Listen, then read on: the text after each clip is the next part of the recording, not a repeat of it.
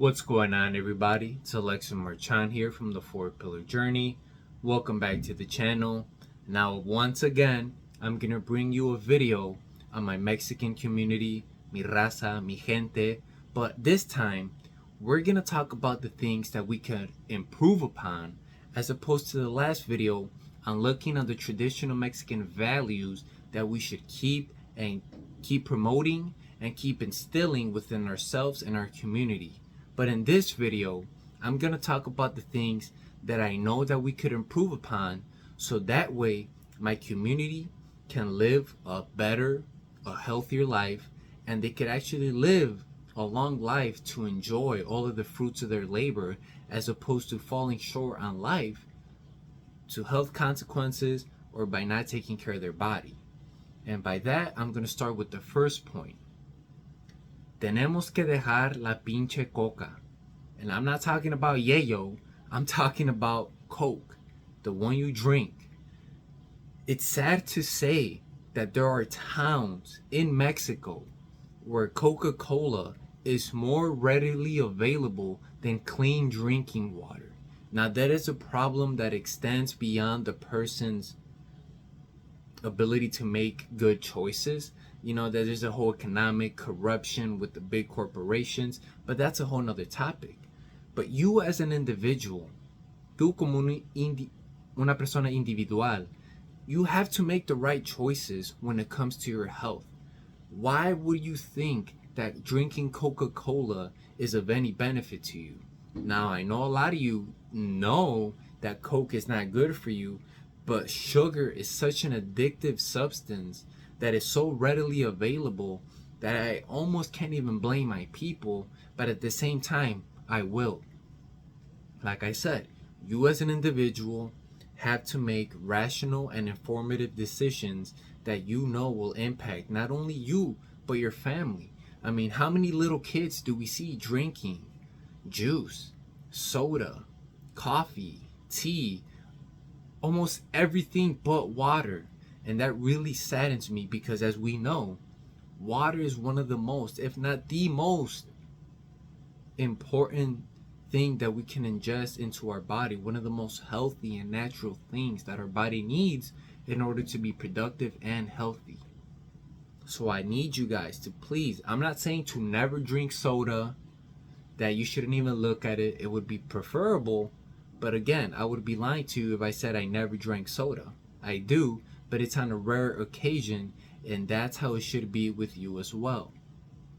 Once in a while is never gonna hurt you, but multiple cans or liters of soda a day will most definitely have a negative impact on you. And if you're instilling those kinds of values onto your kids, then that says a lot about you, not only with diabetes, but also your teeth, your breath, your odor. All of these things are fucking you up. So get it together, okay?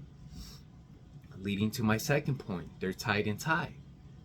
Stop over glorifying the consumption of alcohol. I get it. Nos gusta pistear, nos gusta tomar una chela fría o un tequilazo, lo que sea. But at the same time, you cannot be doing this every single day. You don't know how many people almost take pride in being an alcoholic. And that saddens me, because as hardworking as our people are, their own downfall to why they're not as successful as they could be is because of the sugary drinks, but mainly because of the alcohol. You know how much money a lot of our people would have saved up if it wasn't for alcohol or drugs? Just think about it. How much do we waste on parties on the alcohol? How much do we waste when we go to with the boys or have a cookout? And again, it's the same thing as the Coke situation. I'm not saying to never have a sip of alcohol, but at the same time, know your limits. No, a drink or two on the weekend, it's not gonna kill you, but having 240s and a couple other beers once you get home after work is most definitely doing you damage, and it's definitely doing more harm than good. So please, understand the dangers of alcohol and the alcoholism, and what kind of image you're portraying to your children and to the people around you of yourself if you're constantly consuming alcohol. And that those things extend farther than you can think, because now people are going to associate you with alcohol, and that is not something that you want, especially if you're someone who is looking for better opportunities in life. Okay, so we talked about the sugar, more specifically the Coke. We talked about the alcohol consumption. And number 3, it's funny because I was just literally talking about this a few minutes ago with my family. We were watching a YouTube video of a wedding, a couple in this small ranch somewhere up in, I think, Guerrero. And we were looking, like the houses, the whole atmosphere, the clothing. It obviously looked like the family didn't have a surplus of money. They were definitely on this side of, poverty. They weren't homeless, they weren't struggling, but they also weren't prospering. And I mentioned to my grandfather, I was like, Grandpa, why is it that the people that have the least amount of money are the ones usually giving out the most?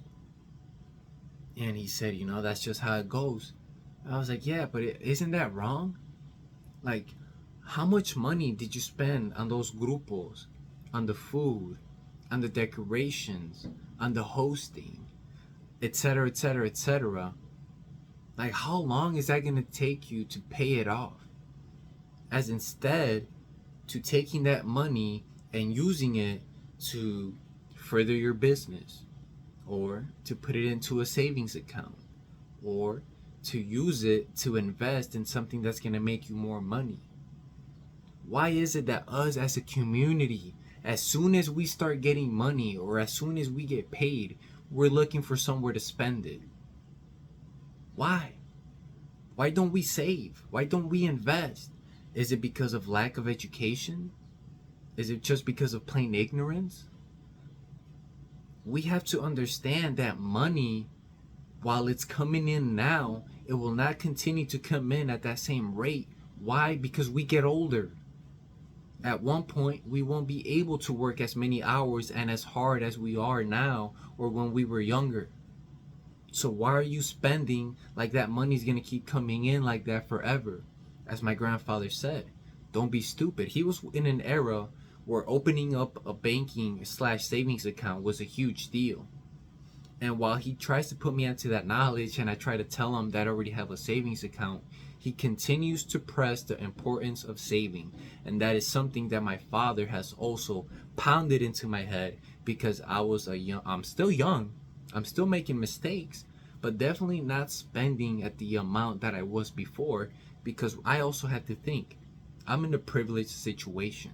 I do live with my parents. I do pay my fair share of bills. I do give them money every single month.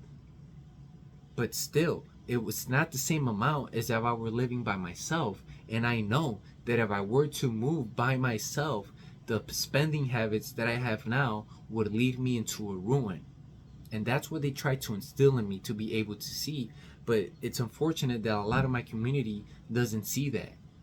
You have a brand new truck, but you're living in an apartment?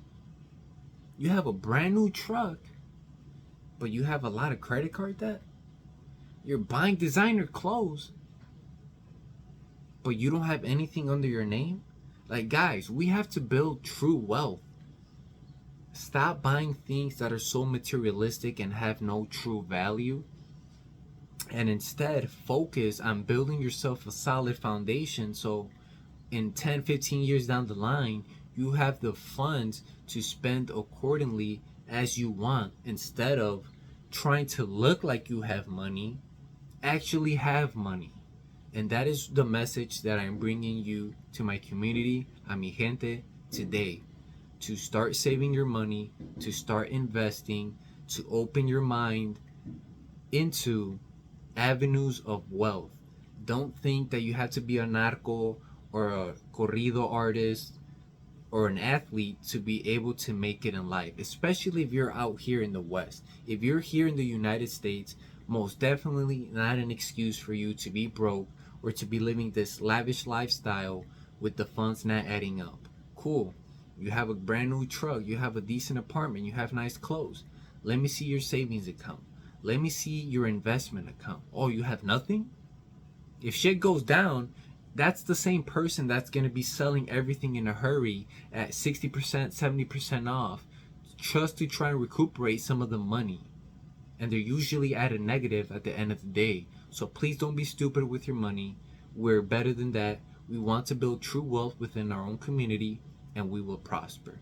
I'm not going to drag out this video, so this is where I'm going to end it. Stop the sugar, aka Coca-Cola mainly, and the bread and the donuts and all that bullshit. Minimize the alcohol consumption to a bare minimum, and be smart with your money, guys, because the money will not last as much as you think it will.